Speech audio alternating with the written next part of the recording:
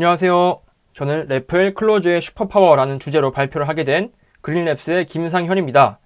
저는 이번 발표에서 클로저가 제안하는 새로운 개발 패러다임과 그것을 가능하게 하는 클로저의 철학에 대해서 한번 얘기를 나눠보고자 합니다. 네, 먼저 래플이란 뭔지 설명을 드리겠습니다. 다들 아시겠지만 래플은 리드, 이발, 프린트, 룹의 줄임말로 코드를 읽고 그리고 그 코드를 평가하고 그 평가된 코드를 프린트하고 이것을 반복하는 어떤 프로그래밍적 도구라고 볼 수 있는데요. 래플의 특징은 첫 번째로 어떤 테스트 코드보다도 빠른 코드를 즉시 평가한다. 네, 이런 게 특징이라고 볼 수 있고요. 두 번째는 즉시 평가되는 코드로부터 이제 함수를 만들고 함수가 API가 되는 그런 점진적인 로직 설계를 할 수 있다가 두 번째가 되겠습니다. 세 번째는 이미 실행 중인 프로그램과 상호작용이 가능하다. 그러니까 예를 들어 지금 실행 중인 프로그램에 래플을 붙여서 그 프로그램의 상태를 알 수도 있고 그 상태로부터 어떤 로직을 테스트해 볼 수도 있는 그런 특징이 있습니다. 그러면 클로저와 래플은 어떤 시너지가 있길래 이번 발표가 래플, 클로저의 슈퍼파워가 됐을까요? 저는 세 꼭지를 준비했습니다. 첫 번째는 동적 바인딩을 통한 정말 다이나믹한 코딩 경험을 할 수 있다. 첫 번째고요. 두 번째는 데이터 중심적인 코드가 나온다. 세 번째는 실제 서버 디버깅 하는 것을 통해서 어떻게 래플이 활용되는지 보여드리고자 합니다. 네, 첫 번째 동적 바인딩에 대해서 말씀드리겠습니다. 그에 앞서 먼저 아주 간단한 클로저 문법 하나를 보실 텐데요. 바로 def라는 문법입니다. def는 이렇게 def x1 이렇게 표현해서 x의 1을 바인딩 한다 라고 표현을 하는데요. 그 바인딩 하는 것을 이렇게 사슬로 표현을 해봤습니다. 그럼 x는 불변 객체로서 항상 1의 값을 가지게 되는데요. 이렇게 x의 1을 더하는 연산은 2라는 값을 나오게 합니다. 하지만 그림에서 보실 수 있듯이 아직도 x는 1에 바인딩 되어 있음을 보실 수 있습니다. 하지만 만약에 이렇게 def x2라고 새로운 def 문법을 이용해서 래플에 다시 재평가를 시켜버리면은 이제 x는 2가 됩니다. 그리고 이 과정이 전부 다 실시간으로 실행 중인 프로그램에 동적으로 반영이 된다는 것이 이번 꼭지의 핵심인데요.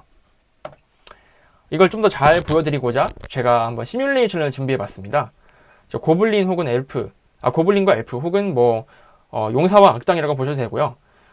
두 개체들이, 두 팀이 서로를 향해서 움직이고 공격을 합니다. 네, 그 모습이 어떻게 동적 바인딩에 의해서 보여질 수 있는지 한번 보여드리겠습니다.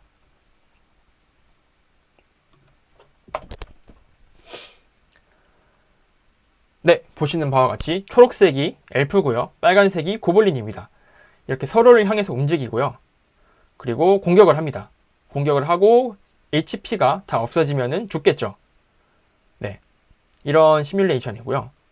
근데 여기에서 나는 HP가 보이지 않아서 불편하다. 그러면은 드로우 맵이라는 함수를 HP 바가 포함된 코드와 함께 다시 실시간으로 재평가해 줄 수 있습니다.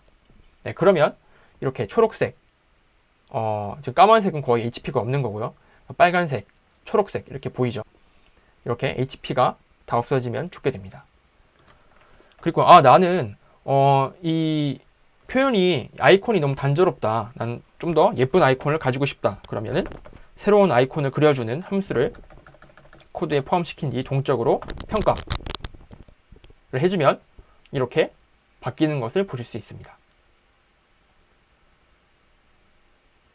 예. 뿐만 아니라 UI도 동적으로 만들어낼 수 있습니다. UI를 지금 이런 버튼들이 있는데요. 버튼들을 코멘트 해제시켜 준 뒤에 다시 평가하면 네, UI가 생겼죠. 먼저 작은 맵부터 볼게요. 작은 맵을 보고 그려주면 네, 좀 크기가 작습니다. 그러면 크기조차도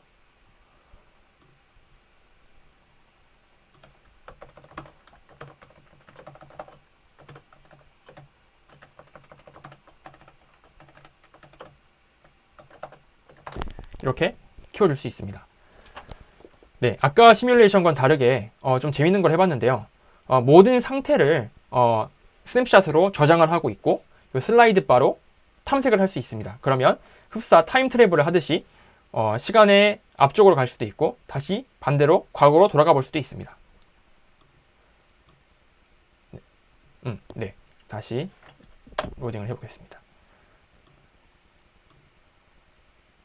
네, 여기서 앞으로 가면은 네, 지금 고블린이 이긴 상황이 되었고요. 다시 뒤로 가면은 처음 화면으로 돌아옵니다. 실시간으로 이 체력바가 깎이는 것도 보실 수 있습니다. 네, 이런 상황에서 나는 지금 밸런스 패치를 갑자기 하고 싶다. 나는 엘프가 이기도록 하고 싶다. 그러면은 엘프의 체력을 50으로 설정하고 고블린을 5로 설정한 뒤에 다시 연산을 해주면은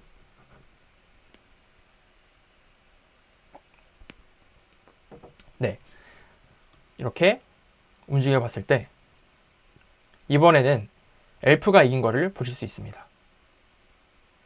마찬가지로 타임 트래블이 아주 잘 되고 있죠.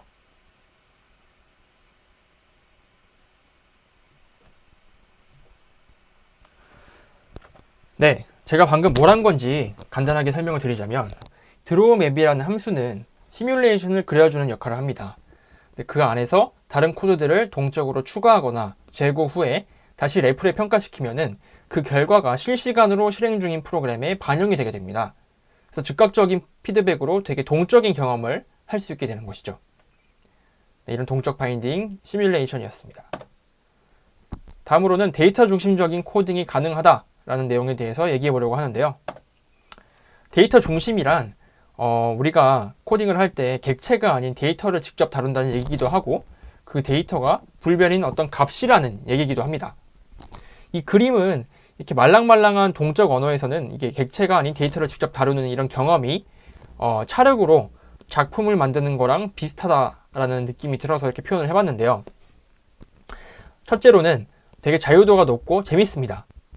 둘째로는 이 차력을 언제든지 다시 원형으로 돌아가서 만질 수 있듯 불변 객체를 중심으로 어떤 로직을 다시 만들어 볼 수 있는 그런 점이 비슷하다고 할 수 있겠습니다.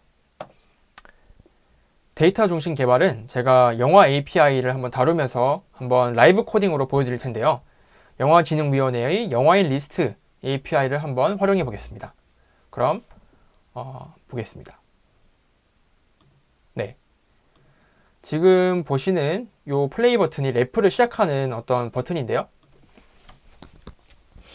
IDE는 인텔리제이를 쓰고 있습니다. 네, 이렇게 래플이 구동됐고요.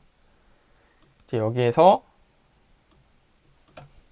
뭐 1 더하기 1 이런 것도 해볼 수 있고 뭐 2 곱하기 3 혹은 레인지 함수 또 0부터 9까지 프린트하거나 얘네들을 2배씩 해볼 수도 있습니다. 맵 곱하기 2 레인지 10 하면은 네, 2, 4, 6, 8, 10으로 이렇게 나오게 되는 거죠. 제가 방금은 래플에 직접 타이핑을 했지만 클로저로 코딩하면서는 주로 위 왼편에서 코드를 작성하게 되고요.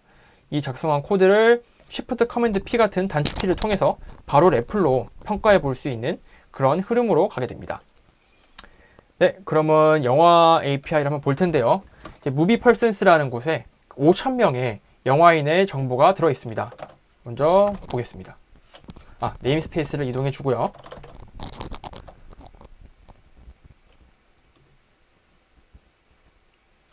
네, 됐고 여기서 영화인을 보면은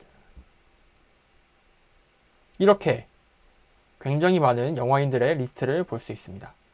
네, 이 중에서 한 명만 보겠습니다. first 이용해서 보면은 이렇게 네, 영화인 코드와 영화인이 참여한 영화 이름, 그 다음에 영화 이름, 그 다음에 직업 이렇게 나오게 되는 거죠. 그럼 여기에서 첫 번째 문제인 5,000명의 영화인의 이름만 반환해보기를 해보겠습니다. 그러면 이름이 name이라는 곳에 있으므로 map name을 하면 되겠죠. 그리고 바로 평가를 해주면은 이렇게 5,000명의 영화 이름만 나오게 됩니다. 네, 두 번째는 이 5,000명 중에서 특정 영화인을 한번 검색해 볼게요. 무비 펄센스에서 시작을 하고요.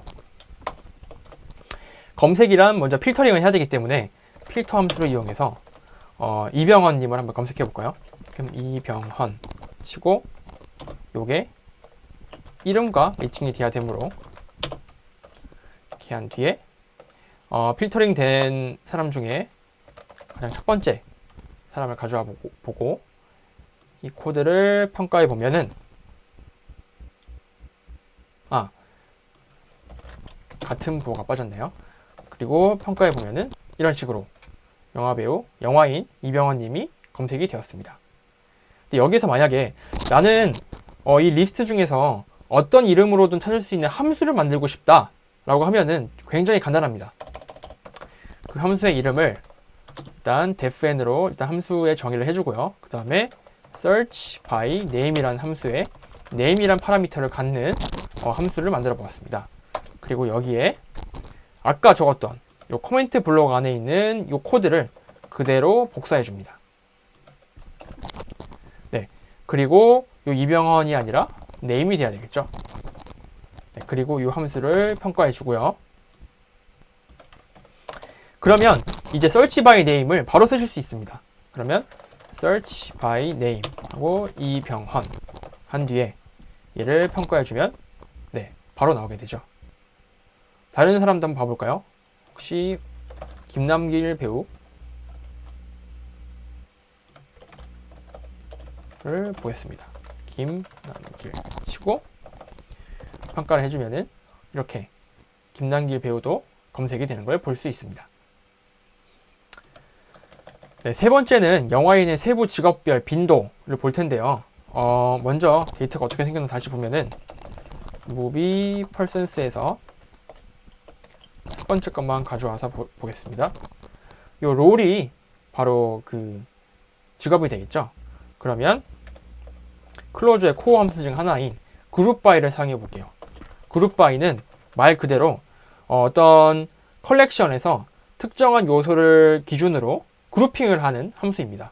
그럼 그룹 바이 롤을 딱 해주면은 이 롤이 같은 사람들끼리 그룹핑이 되겠죠. 그러면 얘를 평가해 보겠습니다. 네, 보시면은 특수 소품에 이렇게 많은 사람들이 있고 현장 편집에 이렇게 있고 그 다음에 스틸에 뭐 이렇게 있고 뭐 세트 팀이 이렇게 있고 보실 수 있습니다. 근데 우리는 빈도를 알고 싶은 것이기 때문에 다시 맵으로 맵 펑션 키 밸류 하신 뒤에 여기에 키 이름인 뭐 세트 팀, 특수 소품 팀 이런 건 그대로 놔두고 나머지 밸류에 대해서만 카운트를 해주면은 됩니다. 그리고 또 요거를 다시 맵으로 묶어주면은 짠! 이렇게 광고 대행이 6명, 5,000명 중에 음악 진행이 53명, 애니메이션 팀이 84명, 예, 이런 식으로 볼 수 있습니다. 네, 마지막으로는 똑같은 거를 좀 더 쉽게 해볼게요. 마찬가지로 무비 펄센스에서 시작을 해서 아까 직업이 롤이라는 키에 바인딩이 되어 있었죠. 그러므로 맵 롤을 딱 해주면은 이렇게 5,000명에 대한 이런 직업만 다 나오게 됩니다. 여기에서 코어 함수 중에 프리퀀시라는 게 있습니다. 아주 유용한 함수인데요. 프리퀀시는 콜렉션에서 어떤 요소가 나타나는 빈도수를 그냥 그대로 바로 맵으로 반환해버리는 함수입니다. 그래서 얘를 평가해주면 바로 이렇게 네, 특수 촬영, 네, 미술팀, 소품 이런 식으로 바로 나오게 됩니다.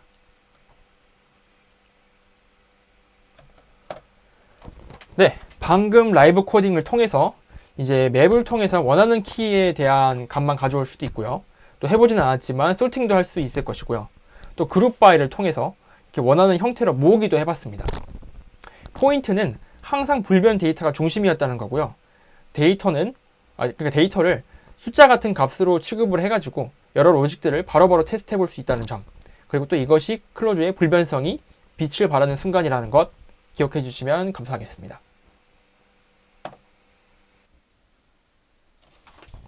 다음으로는 직접 서버 디버깅을 클로저와 래플로 어떻게 하는지 한번 알아보겠습니다. 바로 라이브 코딩 디버깅으로 보여드리겠습니다.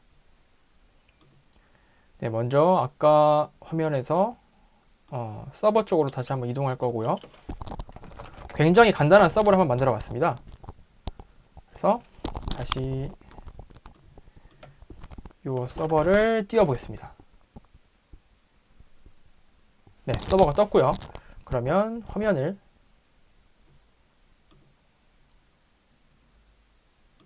보시면 네, 헬로 리프트 IO라는 화면이 떴습니다. 네, 서버가 뜬 것이고요. 간단한 더하기 폼을 만들어 봤는데요. 네, 여기에 10과 20을 넣으면은 그러니까 숫자를 넣고 계산을 누르면은 그 결과가 출력이 되는 그런 폼입니다. 10과 20을 넣었고요. 계산을 누르니까 에러가 떴습니다. 자, 그러면 클로저에서는 어떻게 이 디버깅을 할 수 있을까 한번 살펴볼 건데요. 먼저 이 add라는 함수가 보이실 텐데 이 add는 핸들러입니다. 한마디로. 그래서 리퀘스트를 받아서 넘버를 가지고 온 뒤에 뭐 더하기를 하는 걸 보실 수 있죠. 자바나 제가 옛날에 썼던 뭐 자바나 자바스크립트의 경우에는 IDE의 힘을 빌려서 이제 브레이크 포인트를 찍어서 한 스텝씩 뭐 디버깅 한다던가, 간단한 경우에는 프린트 같은 거를 적어서 어떤 값이 들어왔는지를 확인한 후에 그걸로 이제 디버깅을 하는 경우가 많습니다. 하지만 클로저에서는 아까 보여드렸던 def 문법을 활용해서 바로 리퀘스트를 값으로 캡처해 버릴 수 있습니다. 그러니까 불변 객체로 바인딩을 시킨 뒤에 그 리퀘스트 객체를 이용해서 바로 디버깅을 하는 거죠. 이렇게 하는 거죠. def temp 리퀘스트를 적은 뒤에 요 템프에 들어온 리퀘스트를 바로 바인딩 시키는 겁니다. 그리고 다시 평가. 네, 그 뒤에 다시 add form으로 들어가서 계산을 해주면은 에러가 뜹니다. 하지만 이번에는 요 템프가 리퀘스트의 값을 가지고 있기 때문에 다시 커멘트로 가서 템프를 프린트 해보면요. 네, 리퀘스트를 그대로 보실 수 있습니다. 네, 헤더가 뭐고 그 다음에 뭐 포트가 몇이고 다 볼 수 있는 거죠. 여기서 우리가 관심 있는 부분은 바로 데이터가 있는 부분인 파람스겠죠. 네, 그럼 이 파람스에서 뭘 하는지 한번 보겠습니다. 지금 보니까 리퀘스트에서 파람스를 꺼내서 바로 더해버렸죠. 한번 그렇게 해보겠습니다. 그래서 리퀘스트가 아닌 템프가 리퀘스트를 아까 캡처해서 가지고 있죠. 그러므로 여기서 파람스를 해보면은 숫자가 아니라 맵이 나오네요. 키가 x고 값이 스트링 10, 키가 y고 값이 스트링 20인 값이 나왔습니다. 맵이. 그러면 여기서 우리가 원하는 건 10과 20인 바로 그 정수들이겠죠. 일단 맵에서 값들을 bels라는 함수로 꺼내 오겠습니다. 그러면 10과 20이 나오고, 아직 완전하지 않죠. 이 스트링을 인테저로 파싱해야 됩니다. 그러므로 map integer parseInt 로 해주고 보면은 우리가 원하는 10과 20이 나왔습니다. 그러면 요 코드를 그대로 복사해서 이쪽에 넣어준 후에 템프가 아닌 리퀘스트로 바꿔주고 원래 적었던 def 코드를 삭제해주고 다시 평가합니다. 그 뒤에 바로 add form에서 확인해 보겠습니다. 네, 여기서 10과 20을 넣은 후에 계산 30. 네, 바로 나왔죠.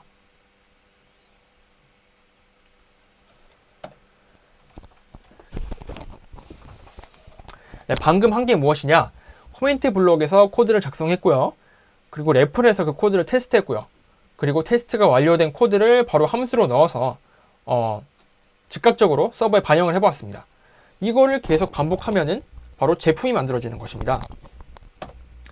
그래서 코멘트 블록에서 제가 적었던 코드들은 프로덕션 코드의 재료고요. 즉각 테스트가 가능한 로직의 조각인과 동시에 그린랩스에서는 소스의 일부로 커밋을 하고 있습니다. 네, 이렇게 시뮬레이션도 보고 라이브 코딩도 해보고 그 다음에 실제 서버 디버깅도 해봤습니다. 이렇게 해보니까 래플 기반 개발의 특징이 조금 보이시나요? 네, 저는 이렇게 한번 래플 기반 개발의 특징이 오른쪽이고 래플을 사용하지 않는 개발을 이렇게 왼쪽으로 표시를 해봤습니다. 이 바의 길이는 상대적인 것으로만 인식해 주시고요. 래플 기반 개발을 먼저 보겠습니다. 래플 기반 개발은 상대적으로 코딩과 검증에, 디버깅에 많은 시간을 쏟을 수 있습니다. 코드를 작성하고 그것을 래플에 올려서 빠르게 검증하는 방식으로 되게 작업이 이루어지고요. 그에 반해 래플을 사용하지 않는 방식은 상대적으로 컴파일과 상태 복원에 많은 시간을 쏟게 됩니다. 컴파일은 자료의 타입을 입히는 일이나 객체를 정의하는 일, 그리고 실제 컴파일을 통과하는 그런 과정을 의미하고요. 상태 복원은 테스트를 위한 상태를 셋업하는 일입니다.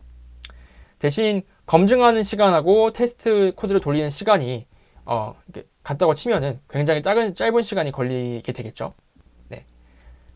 하지만 보시면 알 수 있듯이 래플 기반 개발이 좀 더 호흡이 짧고 동적입니다. 그래서 저는 굉장히 재미있는 부분이 있다고 생각을 합니다. 래플 친화적 개발을 가능케 하는 클로저의 언어적 특징에는 무엇이 있을까요? 저는 불변성과 표현력 두 꼭지를 한번 가져와 봤습니다. 불변 자료의 이점에 대해서는 아까 데이터 중심 코딩에서 한번 봤지만 한번 다시 보겠습니다. 불변 자료를 사용하게 되면은 불변 객체의 운명은 처음 def를 하는 순간 정해져 있습니다. 그래서 상태 예측을 할 필요가 전혀 없고요. 또 두 객체가 동일하면은 영원히 동일합니다. 또 객체가 그냥 값이기 때문에 방어적 복사를 할 필요가 전혀 없습니다. 그래서 공유가 굉장히 쉬워지고요. 또 어떤 스레드에서 접근하든지 그 값은 일정합니다. 그러니까 예를 들어서 어떤 스레드에서 보든지 뭐 숫자 3은 항상 3인 거죠. 비슷한 원리로 항상 불변 자료는 불변 객체는 스레드 세이프하기 때문에 병렬 프로그래밍이 굉장히 간단해집니다. 네, 두 번째는 표현력에 대한 얘기가 있는데요. 이제 많은 분들이 클로저 혹은 리스트 계열의 언어를 사용하실 때 얘네들은 괄호가 너무 많다. 괄호가 너무 많아서 코드가 안 보인다. 그리고 괄호 밸런싱 하는 게 정말 토 나올 것 같다. 이런 말씀을 하십니다. 하지만 단언컨대 저는 클로저로 코딩을 하면서 괄호를 신경 써본 적이 단 한 번도 없습니다. 왜냐? 바로 파림퍼와 파레딕 같은 훌륭한 플러그인들이 괄호를 자동으로 밸런싱 해주고 그 시각화를 잘 해줍니다. 그렇기 때문에 전혀 저는 신경 써본 적이 없고요. 이 괄호를 다른 말로 S 표현식이라고도 하는데 괄호는 오히려 래플에 좋습니다. 이유가 뭐냐면 이렇게 모든 코드가 괄호로 되어 있기 때문에 우리가 평가하고 싶은 부분을 정확히 지정할 수가 있어요. 그래서 괄호로 감싸져 있는 모든 코드 조각들은 전부 래플에 평가될 수 있는 코드의 로직의 일부분입니다.